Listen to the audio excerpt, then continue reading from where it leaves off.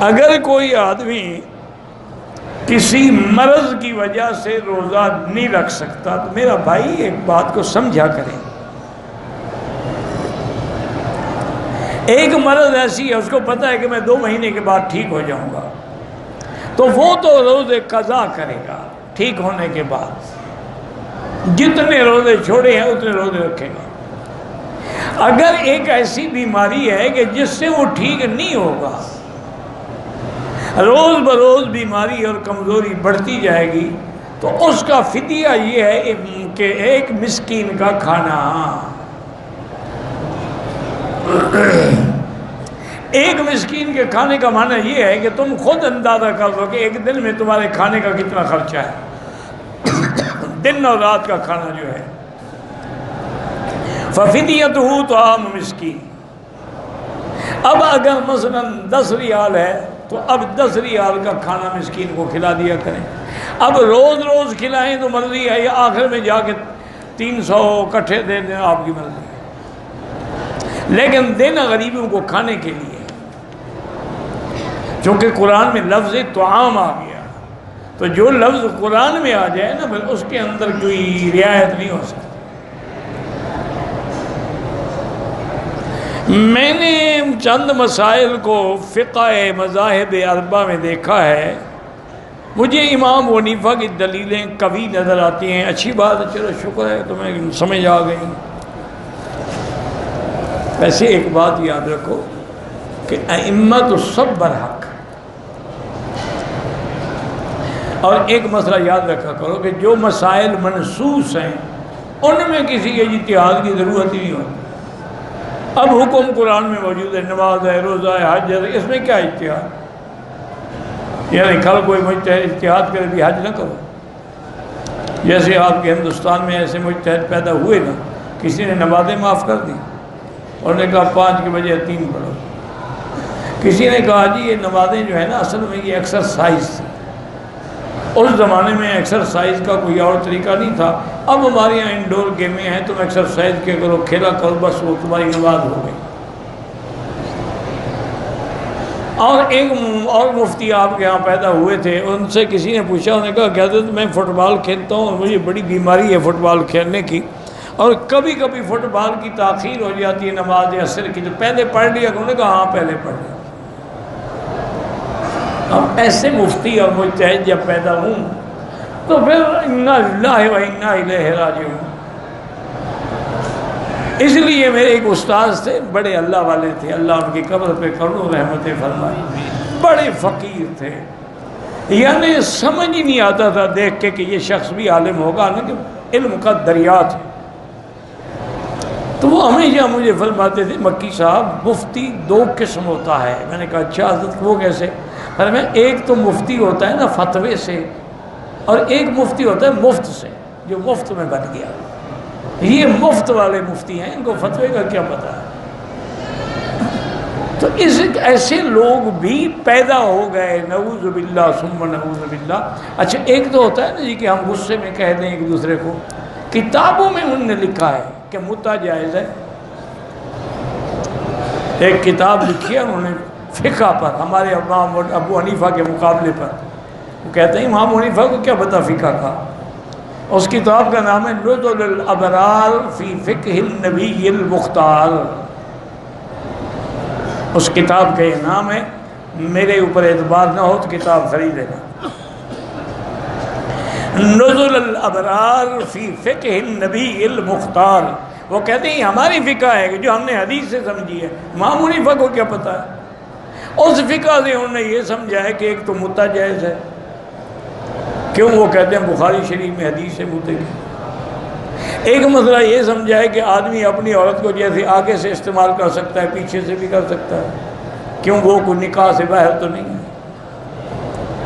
تیسرا مسئلہ انہوں نے یہ نکالا ہے کہ شہوت کا غلبہ ہو تو ہاتھ سے بھی شہوت مٹا سکتا ہے۔ یہ نبی کی حدیث سے انہوں نے فقہ سمجھی۔ انا للہ و انا الیہ راجعون۔ لکھنے والے مر گئے، اللہ ان کو بخش دے، بس جو فوت ہو جائے ان کے لیے دعا کیا کرے، اگر زندہ ہوں تو اللہ۔ تو امام ابو حنیفہ کا جو میں آپ کو کہہ رہا ہوں، پتہ ہے ابو حنیفہ کیوں کہتے ہیں؟ ابو حنیفہ ان کی لڑکی تھوڑی تھی ہوئی، حنیفہ ہے دین حنیف سے، اور دین حنیف کا سب سے پہلا مدون جو ہے وہ ابو حنیفہ ہے، اس لیے کنیت ہوئی ابو حنیفہ۔ یہ کنیت وصفی ہے، یہ کنیت نسبی نہیں ہے۔ اور یعنی سب سے پہلے فقہ جس نے تدوین کی وہ ابو حنیفہ تھے۔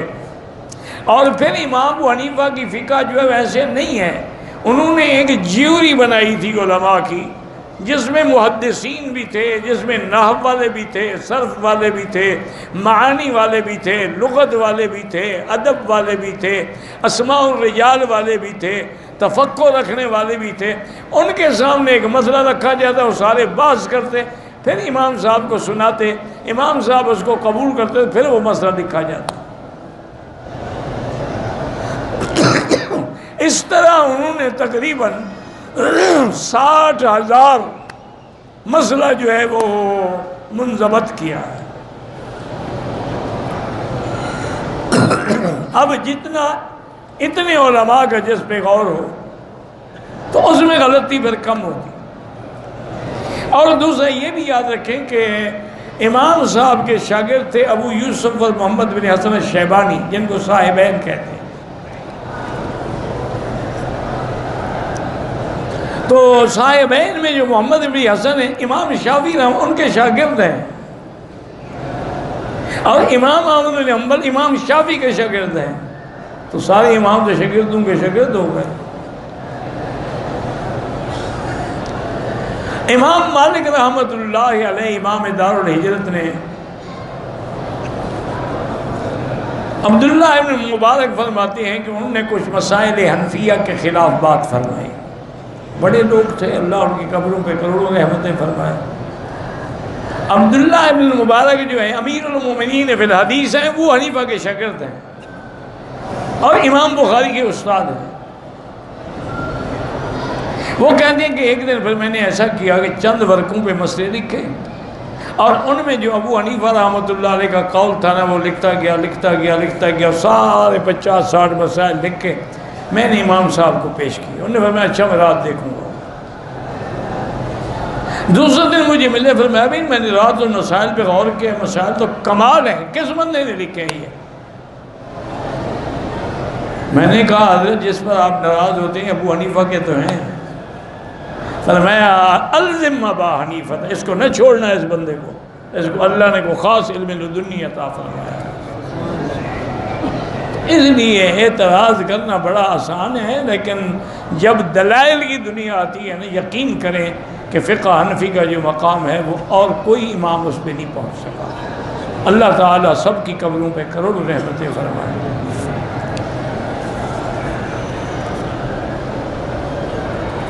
آدمی کے بعد اپنی زمین ہے، پھر بھی غریب ہے، تو کیا اس کو زکوٰۃ دے سکتے ہیں؟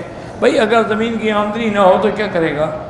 کئی لوگ ہم نے دیکھے ہیں زمینیں ان کے پاس مربے ہیں لیکن کھانے کو روٹی بھی نہیں ہے، تو وہ لے سکتا ہے زکوٰۃ، صرف خوشی ہے نا کہ اس کے نام زمین ہے۔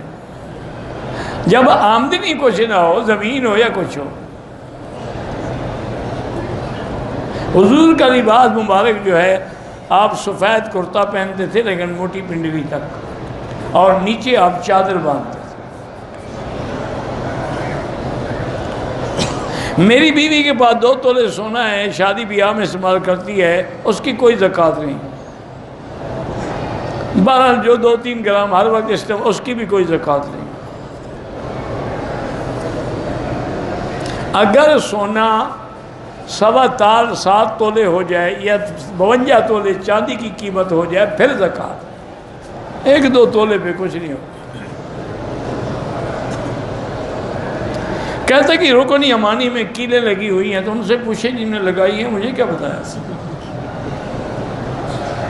اصل میں وہ شیعہ نے ان کے دماغ میں ڈالا ہوا ہے نا، یہاں دروازہ تھا، حضرت علی جب پیدا ہوئے یہ جگہ پھٹ گئی، بی بی اندر سے باہر نکل آئی۔ یہ شیعہ کا مسئلہ ہے، ان کا نہیں، اس لیے کیلیں لگائی ہیں کہ پھر حضرت علی کا نکل آئے۔ جاہل لوگ ہیں، کیا کرے انسان، دکھ ہوتا ہے۔ حضرت علی کوئی چھوٹی شخصیت ہے، کیا کہہ رہے ہیں؟ جس بندے کے بارے میں میرے پاک نبی نے فرمایا کہ لا یحبک الا مؤمن ولا یبغضک الا منافق، علی تیرے ساتھ وہی محبت کرے گا جو ایمان والا ہے، اور تیرے ساتھ اس کو بغض ہوگا جو منافق ہے۔ یہ ایک روایت ہے کہ کعبے میں پیدا ہوئے، وہ کعبے میں نہیں حرم میں پیدا ہوئے، حرم کو بھی کعبہ کہتے ہیں۔ اب دیکھو نا قرآن میں ہے کہ حج کی بکری کعبے میں ذبح کرو، ہدین بالغ الکعبہ، تم ذبح کرتے ہو مینا میں، تو سارا حرم کعبہ ہے۔ تو اس لیے کسی نے لکھا کہ مولود کعبہ نے کہا کعبے کے اندر پیدا ہوئے تھے، پھر دروازہ باقی نے خود بنائے جیسے ذاکر بناتے ہیں۔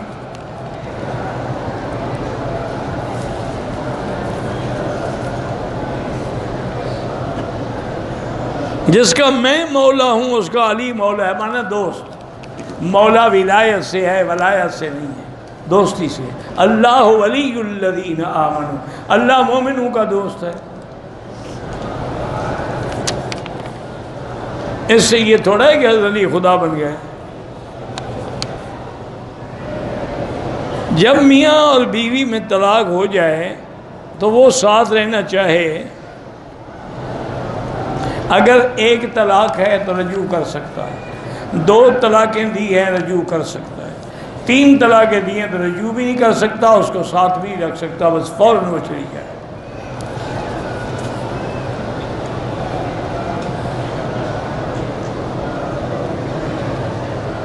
کوئی عورت جو ہے پتہ نہیں کس کی وجہ سے، غربت کی وجہ سے حمل ختم کر سکتی ہے؟ بالکل نہیں، رزق کا ٹھیکہ اللہ نے لیا ہے، اس عورت نے تو نہیں لیا۔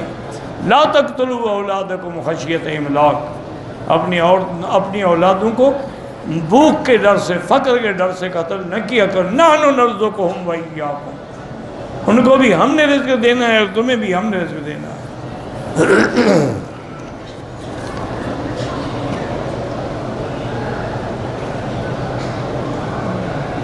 کہیں اگر عالم نہ ہو، کوئی ایک آدمی ہو جس کو جنازے کی دعا آتی ہے، مسلمان تو ہے نا، پڑھا سکتا ہے۔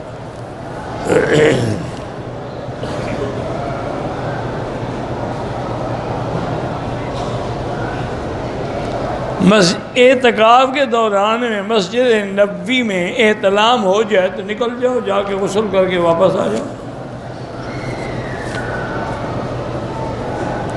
میں آپ سے دل سے پیار کرتا ہوں، اللہ پاک آپ کی جزائے خیر دے، آپ میرے لیے دعا کرتے ہیں۔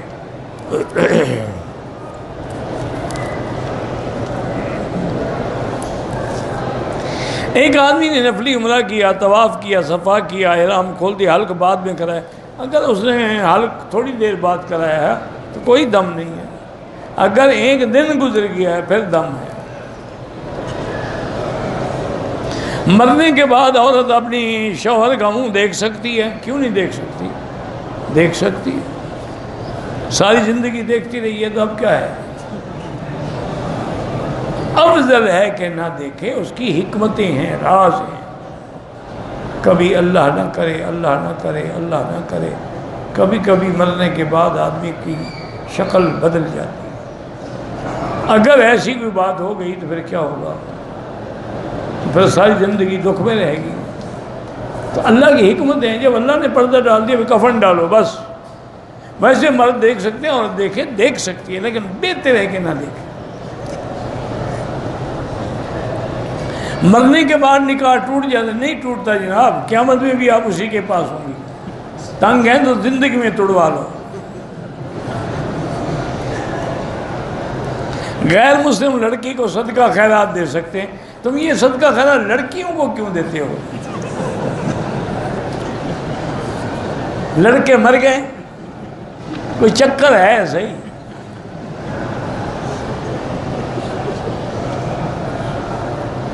ہاں ایک روایت پہ ہے کہ حضور نے فرمایا کہ میرے بعد جو میری قبر مبارک کی زیارت پہ کریں گے ان کے لیے میری شفاعت ہو۔ ایک میں یہ بھی ہے کہ گویا کہ انہوں نے مجھے زندگی میں دیکھا۔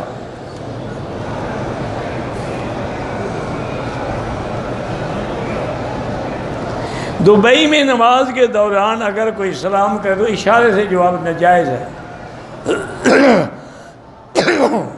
نماز سکون کا نا، اسکنوا فی الصلاۃ۔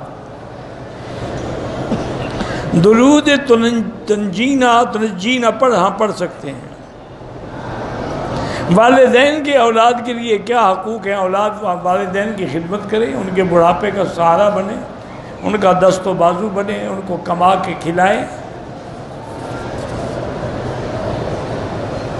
مسجد جیرانہ سے حضور پاک نے احرام باندھے، 300 انبیاء نے نہیں باندھا۔ اور جو 7 کنواں ہے اس میں حضور نے لعاب دہن ڈالا تھا، اس میں شہداء نہیں ہیں۔ ہر احرام کے لیے، عمرے کے لیے احرام دھونا ہوگا، کیوں عمرہ کرنے سے احرام پلید ہو جاتا ہے؟ یہ اچھا مسئلہ نکالا ہے لوگوں نے بھائی، اگر پلید ہو جاتے پھر ضرور دھوئیں، کیوں عمرہ کرتے تمہارا پیشاب نکل جاتا ہو پھر تو دھونا پڑے گا نا۔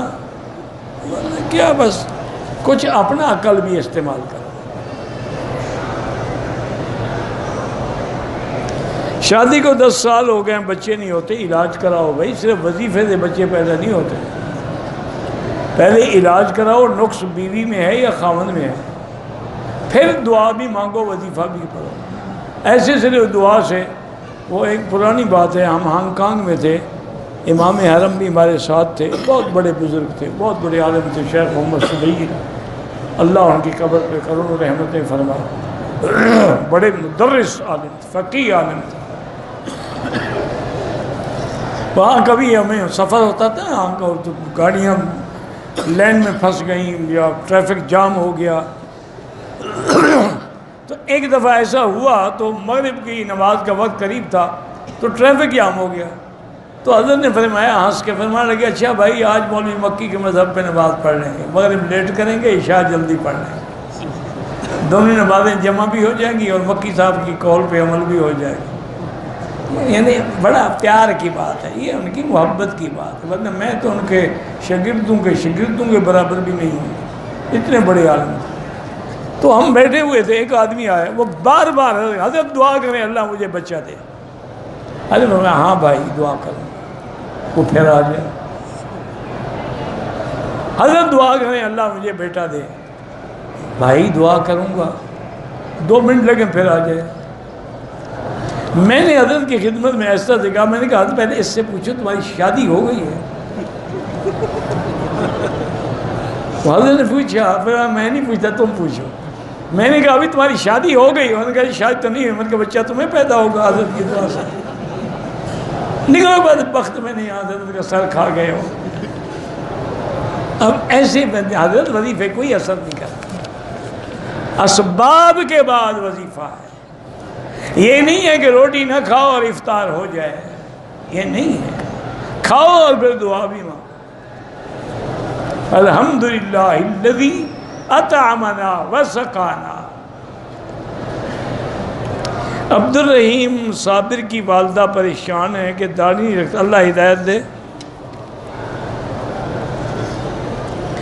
اگر کوئی حجر اسود پہ بوسہ دیتے ہوئے مر جائے شہید ہوگا؟ بالکل نہیں، بلکہ گناہگار ہوگا کہ دھکے دے کے زور لگا کے کیوں بوسہ دیا، شہید کہاں سے ہو گیا؟ جب اسلام نے حکم دیا ہے کہ اشارہ کر لو بس، پھر شہید ہونے کی کیا ضرورت ہے؟ یہ مسئلہ پوچھو علماء سے کہ کیا یہ موت اس کی حرام موت تو نہیں، تم شہادت دے رہے ہو اس کو۔ کہتے ہیں اللہ ہمیں بھی آپ کی طرح دین کا داعی بنا، اللہ ہر بندے کو دین کا داعی بنایا۔ ایک گاؤں میں 2 فرقے ہیں، ایک دیوبندی اور بریلوی۔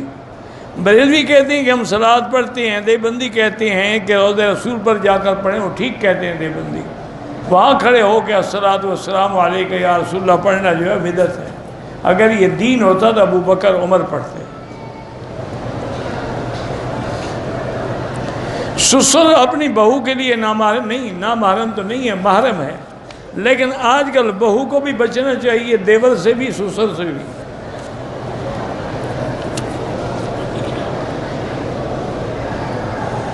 بھائی کے بیٹے کو ہم نے اپنا بیٹا بنایا، نام اسی کے باپ کا رہے گا، تمہارا نہیں۔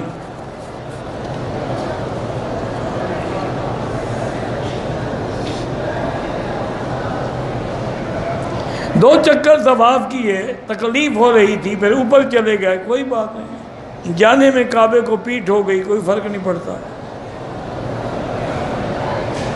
حجر اسود کو جب اشارہ کریں، اگر ہاتھ لگ جائے چوم لیں، نہ لگے چومنے کی ضرورت نہیں ہے۔ نماز عصر کے بعد حنفی مسلک میں 2 رکعت نہ پڑھیں، مغرب کے بعد پڑھیں۔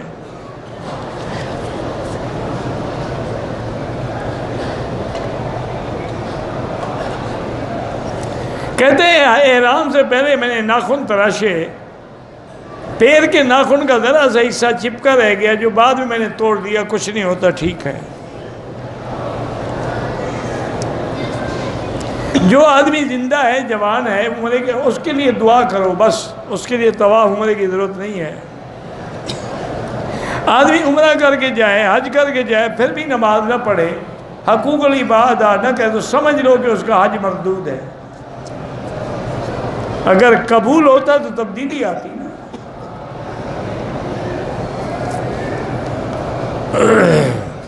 جو لوگ اپنی جوان بیٹیوں کی شادی نہیں کرتے اپنے گھر کے کام کی وجہ سے، تو وہ بہت بڑے گناہ گار ہیں، اور اس بیٹی سے کوئی گناہ ہوگا تو ان پہ لعنت لکھی جائے گی۔ آخر وہ عورت ہے، انسان ہے، اس کے جذبات ہیں، بالغ ہو گئی، شادی کرو۔ شیعہ کے جنازے میں شرکت نہ کریں۔ میں درس نظامی کا فاضل ہوں، جب دور حدیث پڑھ لو پھر آگے حدیث کی اجازت لینا۔ غار ہیرا اور غار ثور کے جانے کی، یہ وہ مقام ہے جہاں حضور گئے ہیں، کوئی آدمی جاتا ہے تو کوئی حرج نہیں، لیکن کوئی ضروری بھی نہیں، نہ حکم ہے۔ بد نظری سے بچنا ہو تو لا حول ولا قوت الا باللہ زیادہ پڑھا کرو، اعوذ باللہ من الشیطان الرجیم زیادہ پڑھا کرو۔ میری بیوی وزٹ ویزے پہ مکے آ رہی ہے، پہلے بھی 2 سال رہ کے گئی ہے، میں حرم کی حد میں رہتا ہوں، اگر وہ ابھی عمرے کی نیت سے نہ آئے، 2 دن بعد عمرہ کرے، دم دینی پڑے گی جناب، اس کو آنے دو عمرے کے ساتھ، 1 گھنٹے میں فارغ ہو جائے گی، پھر تم اپنی جوانی کا زور مٹا لینا، اس کو برباد نہ کرو عمرے سے۔ اللہ اس کو لا رہا ہے، 2 سال کے بعد آ رہی ہے، ٹکٹ ویسے بھرے گی تو اس کو اللہ سے عمرہ دے، اور خاص طور پر رمضان کا عمرہ جو حضور کے حج کے برابر ہے۔ میرے گردوں میں پیپ، زخم، پتھری ہے، پانی کی زیادہ پڑتی ہے، اب بھی میں روزہ نہیں رکھ سکتا، فدیہ دیں پھر۔ اندر الاحناف اہل پاکستان یا اہل عالم کلہ، اس کو اگر وہ مسجد عائشہ سے عمرہ کریں تو جائز ہے۔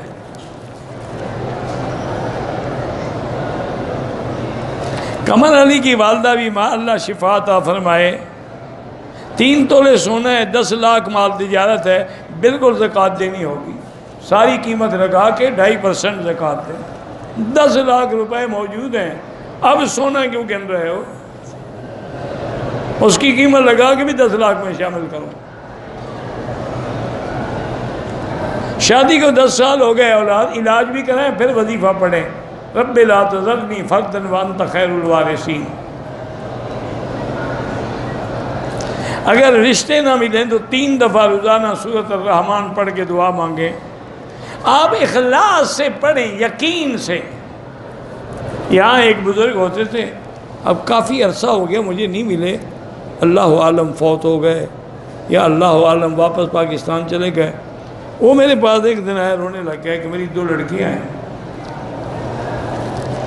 میں یہاں عرب میں پڑھا ہوں، غریب آدمی ہوں، رشتے نہیں ہو رہے۔ میں نے کہا ایسا کرو، ان لڑکیوں سے بھی کہو کہ روزانہ اول آخر درود شریف اور 3 دفعہ سورۃ الرحمن، چونکہ الرحمن جو ہے یہ عرائس القرآن ہے، یہ قرآن کی دلہن ہے، تو یہ پڑھ کے دعا مانگے، اور تم بھی پڑھو۔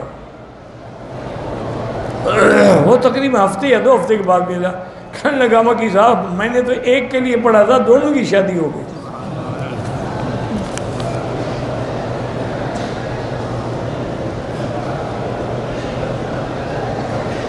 بھائی جب غسل سے پہلے وضو نہیں کرے گا تو وضو کیسے ہو جائے گا؟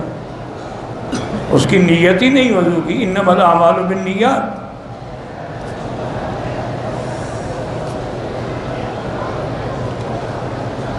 ہم نماز پڑھتے ہیں لیکن پھر خیال ہوتا ہے کہ کمی ہے، یہ خیال بڑی اچھی بات ہے، یعنی آپ کو احساس جو ہے یہ اچھا ہے، آئندہ جو ہے زیادہ ذوق شوق سے نماز پڑھیں۔ احرام کی حالت میں کوئی کیڑا مکوڑا پاؤں کے نیچے مر گیا، کوئی حرج نہیں۔ مغرب کی اذان کے بعد 2 رکعتیں جو ہیں بعض ائمہ کے نزدیک ایسے ہیں کہ بین کل اذانین صلاۃ، اس حدیث سے حجت پکڑتے ہیں۔ امام صاحب فرماتے ہیں ایک حدیث میں آیا ہے کہ الا المغرب، کے مغرب کے لیے نہیں۔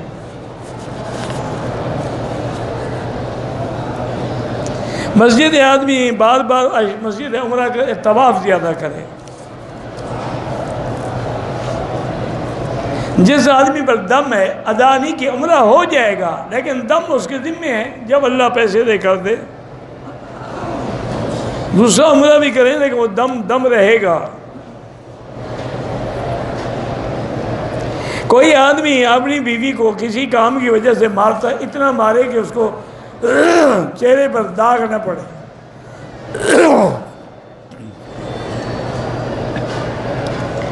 مقام ملتزم کے علاوہ کعبۃ اللہ کے خلاف کو کسی جگہ سے بھی پکڑ کے دعا مانگنا جائز نہیں ہے۔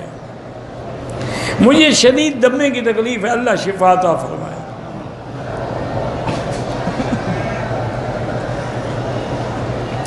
ویسے میں نے کسی کتاب میں پڑھا تھا، بزرگوں نے لکھا ہے کہ وَمَن يَتَّقِ اللَّهَ يَجْعَل لَّهُ مَخْرَجًا وَيَرْزُقْهُ مِنْ حَيْثُ لَا يَحْتَسِبُ وَمَن يَتَوَكَّلْ عَلَى اللَّهِ فَهُوَ حَسْبُهُ إِنَّ اللَّهَ بَالِغُ أَمْرِهِ قَدْ جَعَلَ اللَّهُ لِكُلِّ شَيْءٍ قَدْرًا۔ یہ آیت اگر 100 دفعہ روز پڑھتا رہے تو انشاءاللہ 11 دن کے بعد دمہ ہمیشہ کے لیے ختم ہو جائے۔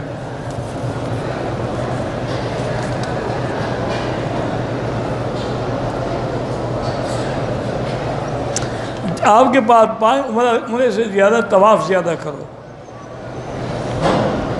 جنازہ نماز جو ہم پڑھیں ہمیں پتہ نہیں ہے چھوٹے کا ہے بڑے کا، دعا سب کے لیے ہے، شاہدنا و غائبنا و صغیرنا و کبیرنا و ذکرنا، سب کے لیے وہی دعا کافی ہے۔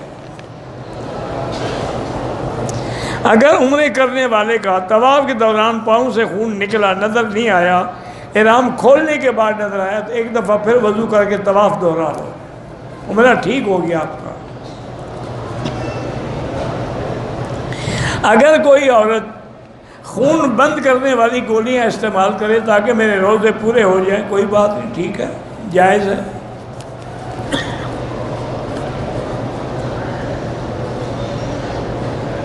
ایک عورت بیمار تھی، ایک دن طواف کیا، دوسرے دن صفا دوڑی، کوئی حرج نہیں، عمرے کا طواف ادا کر لیا، عصر کے بعد نماز نہ پڑھیں تو بہتر ہے، مغرب کے بعد پڑھیں۔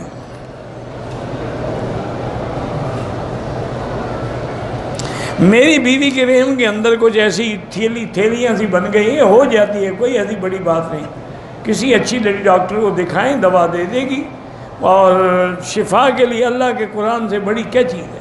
سورۃ الفاتحہ بیوی کو سمجھاؤ کہ ہر نماز کے بعد 7 دفعہ پڑھ کے پورے بدن پہ دم کرے۔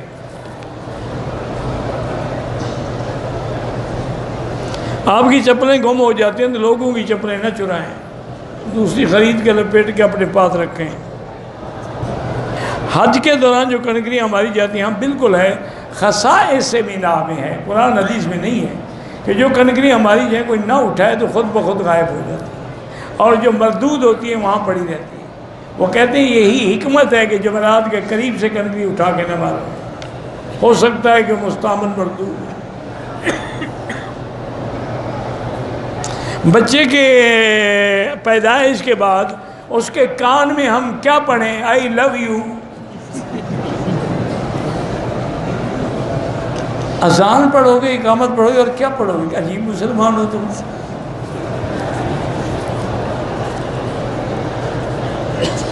اگر رمضان میں ساری کھانے کے بعد بالکل آخر اذان شروع ہو، پانی پی رہا تھا، ایک بھونک پی لیا، اللہ اکبر ہو گیا، کوئی بات نہیں، روزہ ہو جائے گا۔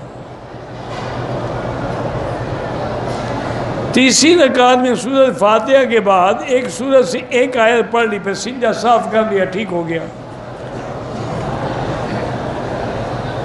جو لوگ یہاں کام کرتے ہیں وہ پاکستان سے کوئی سگریٹیں منگوا کے بیچتے ہیں، سگریٹ بیچنا ویسے ہی حرام ہے،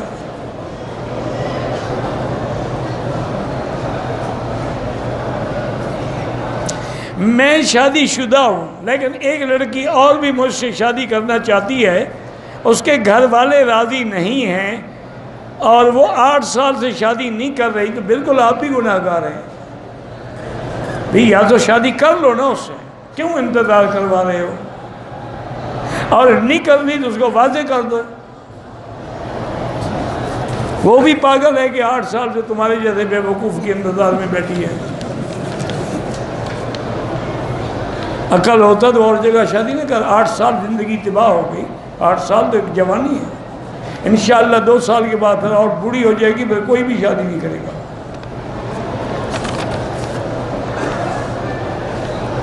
مرد اور عورتیں صف میں برابر کھڑے نہ ہوں، سامنے نماز کے نہ گزریں، اگر مجبوری ہو سجدے کی جگہ سے دور گزریں۔ بہرحال رفع یدین حنفی مسلک میں نہیں ہے، جو کرتے ہیں اللہ ان کی نماز بھی قبول فرمائے۔ قبلے کی طرف پیٹ کر کے لیٹتے ہیں، یہ بے ادبی ہے۔ اگر اعتکاف کی نیت کی، کپڑا نیچے بچھا کے سوئیں، کوئی حرج نہیں۔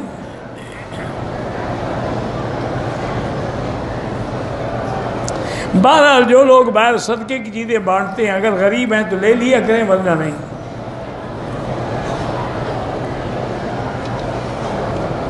میں عمرے کے لیے آیا، پتہ نہیں احرام کھول کے غسل کر سکتے ہیں؟ کر سکتے ہیں۔ فوٹو کھینچنا بنوانا بلا ضرورت ناجائز ہے۔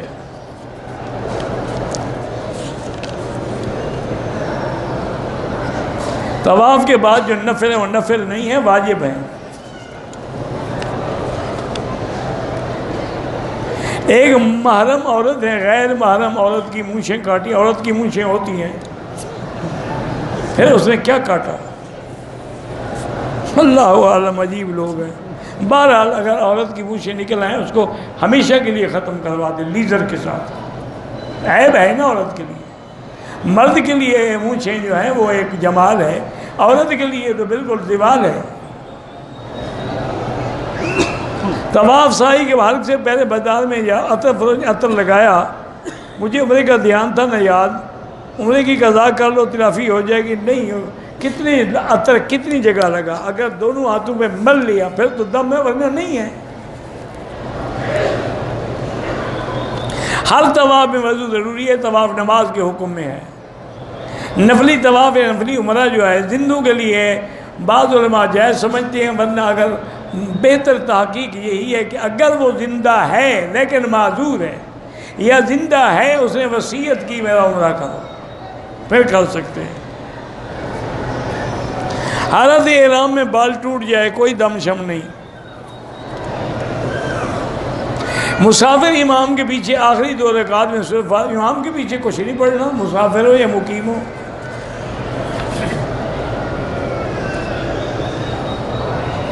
دوسری بیوی نے کہا تھا کہ خاوند کے مرنے کے بعد جائیداد سے کچھ نہیں لوں گی، اگر وہ خود معاف کر دے الگ بات ہے، ورنہ اس کا حق ہے۔ ایک وقت میں 3 طلاقیں ہو جاتی ہیں، پہلے ایک آدمی کو کھڑا کر کے 3 تھپڑ مارو، پوچھو 1 لگا یا 3؟ اگر وہ کہے 1 تو پھر 1 ہوتی ہے، وہ کہے 3 تو پھر 3 ہوتی ہے۔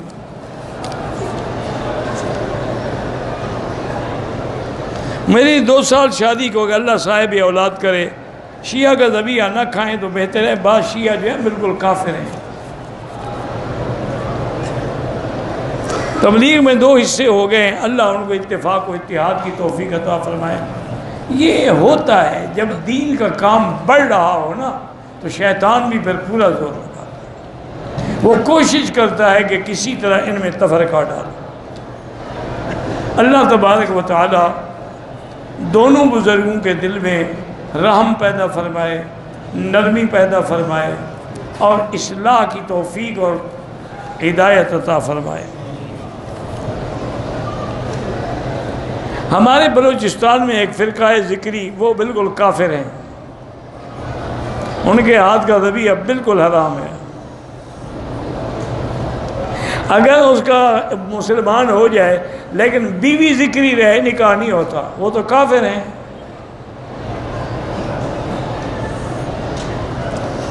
ان کا نکاح وہ جانے، لیکن فرقہ کافر ہے۔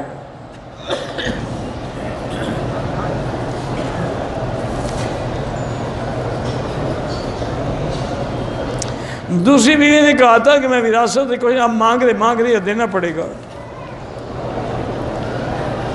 اللہ سب بیماروں کو شفا عطا فرما۔ غلط خیالات آتے ہیں تو اعوذ باللہ پڑھا کریں۔ لیکوریا کی تکلیف ہے، چلنے سے بڑھ جاتی ہے، طواف کے تو مشکل ہوتی ہے۔ بہرحال آپ ایسا کر سکتی ہیں کہ پیمپر وغیرہ باندھ کے طواف کیا کریں، کوئی بات نہیں۔ ایک قرآن میں آیت ہے میری بیٹی، قیل یا ارض ابلعی ماءک ویا سماء اقلعی وغیض الماء وقضی الامر۔ یہ آیت جو ہے 41 دفعہ پڑھ کے روزانہ اپنے زیر ناف ہاتھ پہ دم کر کے پھیرا کریں، انشاءاللہ لیکوریا ختم ہو جائے گا۔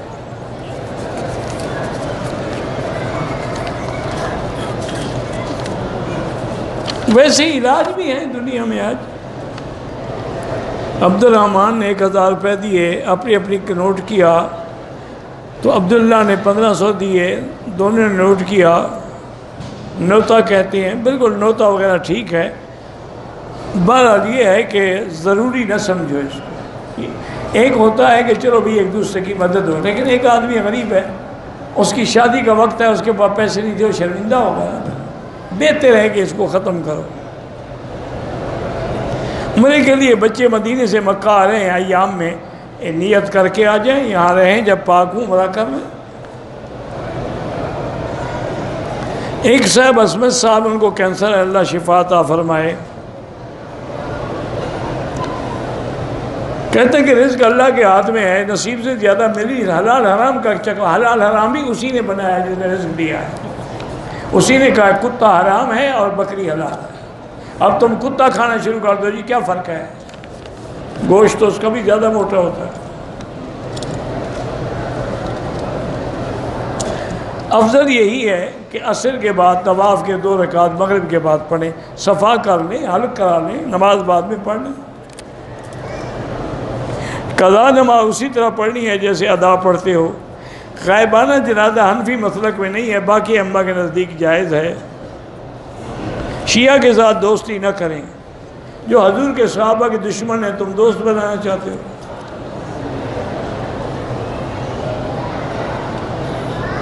پاکستان میں ہمارے پاس ریال ہیں، آپ کی مرضی ہے، روپے بنائیں، کچھ کریں، زکوٰۃ دیں آپ۔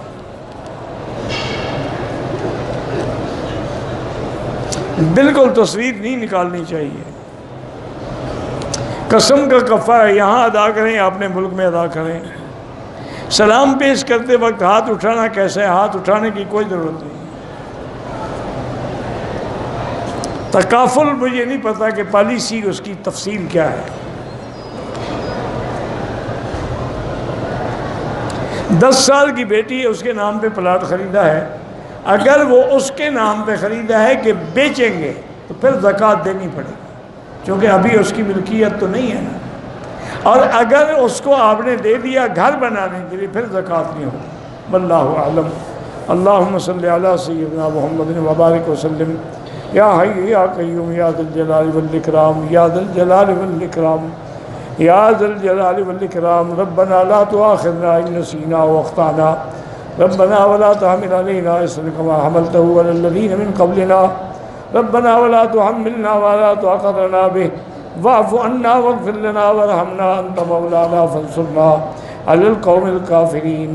اللهم انصر الإسلام والمسلمين، اللهم احفظ سائر بلاد المسلمين، هذا البلد الأمين فاجعل آمنا مطمئنا سخاء رخاء إلى يوم الدين۔ یا اللہ بیماروں کو شفا عطا فرما، حیاؤں کو حیا عطا فرما۔